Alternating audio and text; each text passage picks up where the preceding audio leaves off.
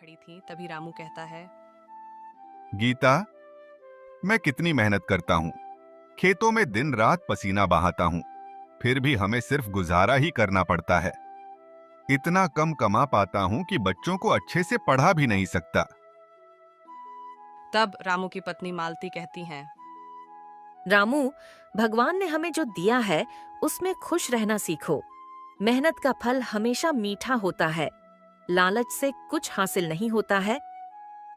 तब मालती की यह बात सुनकर रामू कहता है, तुम तो हर समय यही ज्ञान देती हो, लेकिन मेहनत से कुछ नहीं बदल रहा।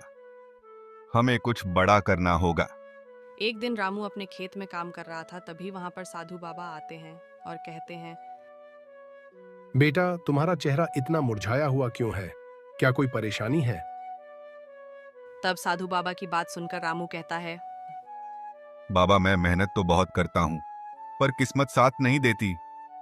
मुझे कुछ ऐसा चाहिए जिससे मैं जल्दी अमीर बन जाऊं। रामू की यह बात सुनकर साधु बाबा कहते हैं, लालच बुरी चीज है बेटा, लेकिन अगर तुम्हारा मन सच्चा है तो मैं तुम्हारी मदद कर सकता हूँ। साधु बाबा की यह बात सुनकर रामू खुश हो जाता है और कहता है, सच में बाबा, कृपा करके मेरी मदद कीजिए। तब साधु बाबा रामू से कहते हैं, ठीक है, ये लो एक जादुई मुर्गी। ये रोज सोने का एक अंडा देगी, लेकिन याद रखना, ज्यादा लालच मत करना। साधु बाबा रामू को मुर्गी देकर चले जाते हैं। रामू मुर्गी को घर लाता है। मालती उसे देखकर हैरान हो जाती है और कहती है, रामू, तुमने ये मुर्गी कहाँ से लाई है? तब रामू अपनी पत्नी मालती से कहता है, मालती, ये साधु बाबा ने दी है। ये रोज सोने का अंडा देगी। अब देखना, हमारा जीवन बदल जाएगा। मुर्गी सच में रोज सोने के अंडे देने लगती है। तब रामू मालती से कहता है, देखा मालती, अब हमें किसी चीज की कमी नहीं होगी। तब मालती रामू से कहती है, लेकिन याद रखना, ज्यादा लालच मत करना। तब रामू अपनी पत्नी मालती से कहता है, ठीक है, तुम चिंता मत करो मालती।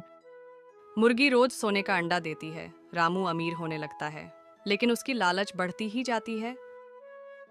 एक दिन रामू सोचता है, अगर ये मुर्गी हर रोज एक अंडा दे सकती है, तो इसके अंदर पूरे के पूरे सोने के अंडे भरे होंगे। क्यों ना इसे एक बार में ही काटकर सारे अंडे निकाल लूं? तब मालती घबरा जाती है और रामू से कहती है, ऐसा मत करो रामू, यह मूर्खता होगी। साधु बाबा ने लालच से बचने को कहा था। लेकिन रामू अपनी पत्नी की बात नहीं मानता है और मुर्गी को मार देता है। मुर्गी को मारने के बाद रामू को उसके अंदर से कुछ भी नहीं मिलता है और रामू अपने किए गलत कर्मों का पश्चाताप करते हुए कहता है, हे भगवान, मैंने यह क्या कर दिया? मुझसे बहुत बड़ी गलती हो गई। तो दोस्तों, इस कहानी से हमें यह सीख मिलती है कि आवश्यकता से ज्यादा लालच नहीं करना चाहिए। एक छोटे से गांव में रामू और श्यामू नाम के दो दोस्त रहते थे। दोनों ही बहुत गरीब थे। उनके पास थोड़ी सी जमीन थी जिसमें वह काम करके अपने परिवार का गुजारा करते थे। एक दिन रामू अपने खेत में काम कर रहा था, तभी वहां पर उसका दोस्त श्यामू आता है और रामू से हंसते हुए कहता है, रामू, सुबह सुबह इतना काम कर रहे हो, थोड़ा आराम भी तो कर लो भाई। तभी रामू हंसते हुए श्यामू से कहता है, तुम तो जानते ही हो कि आराम तो अमीरों के लिए है श्यामू।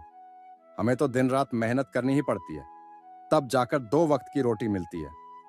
तब श्यामू कहता है, तुम सही कह रहे हो रामू, लेकिन ये जमीन भी तो बंजर हो चुकी है। बारिश भी समय पर नहीं हो रही। क्या सोचते हो, इस बार कुछ फायदा होगा? श्यामू की बात सुनकर रामू थोड़ा मायूस हो जाता है और गहरी सांस लेते हुए कहता है, पता नहीं श्यामू भाई, यह तो किस्मत की बात है, लेकिन मैं अपनी तरफ से पूरी कोशिश करूंगा कि फसल अच्छी हो। आगे ऊपर वाले की मर्जी। दोनों खेत के किनारे बैठकर एक दूसरे की सुख दुख की बातें करते हैं। ऐसे ही कुछ दिन बीत रहे थे कि एक दिन गांव के चौपाल पर सभी गांव वाले इकट्ठा थे और गांव का साहूकार भी वहां पर था। तभी साहूकार गांव वालों से कहता है, सुनो गांव वालों, मैं तुम सबकी मदद करने आया हूं। जो भी कर्ज लेना चाहता है मेरे पास आए। फसल के बाद पैसा लौटा देना। तभी रामू दबी हुई आवाज में श्यामू से कहता है। इस चालबाज साहूकार की बातों पर भरोसा मत करना श्यामू। इसके कर्ज में फंसना मतलब अपनी जिंदगी बर्बाद करना है। तब श्यामू अपने मन में सोचता है। लेकिन हमें बीज और खाद के लिए पैसे चाहिए और कोई रास्ता भी तो नहीं है। यह सोचकर श्यामू कर्ज लेने के लिए साहूकार के पास जाता है।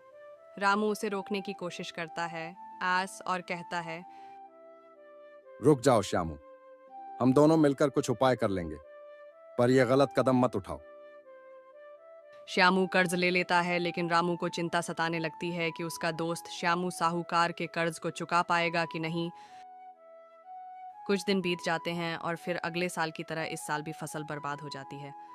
एक दिन साहूकार श्यामू के घर आता है और कहता है। श्यामू, मेरा कर्ज चुकाने का समय हो गया है। अगर पैसे नहीं दे सकते तो अपनी जमीन मेरे नाम कर दो। तब श्यामू साहूकार से कहता है।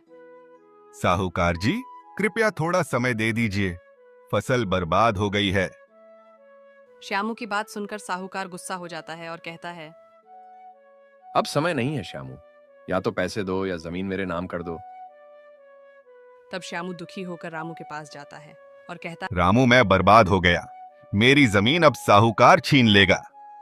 श्यामू की बात सुनकर रामू भी दुखी हो जाता है और श्यामू से कहता है।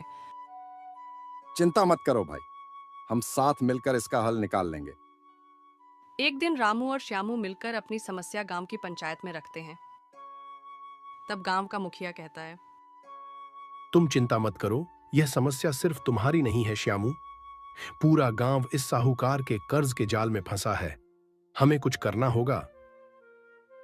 तब रामू खुश होकर सभी गांव वालों से कहता है। क्यों ना हम सब मिलकर अपने खेतों को साझा करें, एक साथ मेहनत करेंगे और फसल का फायदा सबको मिलेगा। तब रामू की यह बात सुनकर श्यामू कहता है। लेकिन क्या यह संभव होगा? तब गांव का मुखिया कहता है।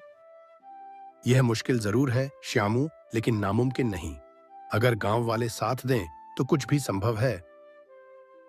तब सभी गांव वाले मुखिया के इस योजना पर सहमत हो जाते हैं।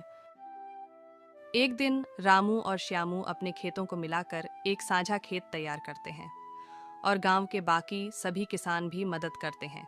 सब मिलकर मेहनत करते हैं। एक दिन रामू और श्यामू खेत में काम कर रहे थे, तभी श्यामू रामू से कहता है।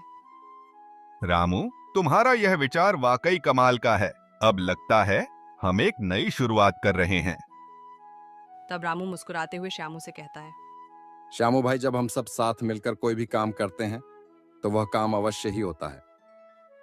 कुछ महीनों के बाद धीरे धीरे खेतों में हरियाली लौटती है और फसल इस साल अच्छी हो जाती है। एक दिन गांव के चौपाल पर सभी गांव वाले इकट्ठे थे। गांव वाले बहुत खुश थे। उसी दिन से साहूकार भी हार मान लेता है और गांव वालों से कहता है। गांव वालों में हार गया, तुम्हारी एकता ने मुझे पराजित कर दिया। तब रामू साहूकार से कहता है कि हमें कर्ज के जाल में फंसाने की कोशिश मत करो साहूकार। हम अपनी मेहनत और एकता से अपना भविष्य बना सकते हैं। सभी गांव वाले खुश हो जाते हैं। रामू और श्यामू भी गांव वालों के साथ मिलकर खुशियां मनाते हैं। तब श्यामू रामू से कहता है। रामू, अगर तुम नहीं होते तो मैं कभी इस स्थिति से बाहर नहीं निकल पाता। तब रामू अपने दोस्त श्यामू से कहता है। अरे भाई श्यामू, दोस्ती का यही मतलब होता है कि हर स्थिति में दोस्त का साथ निभाना चाहिए। गांव में फिर से सुख शांति का माहौल बन जाता है। साझा खेती की सफलता के बाद गांव वाले खुशहाल हो जाते हैं। एक दिन रामू और श्यामू चौपाल के पास खड़े थे, तभी रामू कहता है। देखो श्यामू, जब हम एकजुट होते हैं तो कोई भी मुश्किल हमें हरा नहीं सकती। तभी श्यामू कहता है। तुम सही कहते हो रामू, हमारी दोस्ती और मेहनत ने पूरे गांव का भविष्य बदल दिया। तो दोस्तों, हमें इस कहानी से यह सीख मिलती है कि एकता और मेहनत से किसी भी समस्या का हल निकाला जा सकता है। साथ ही सच्ची दोस्ती हर मुश्किल में सहारा बनती है।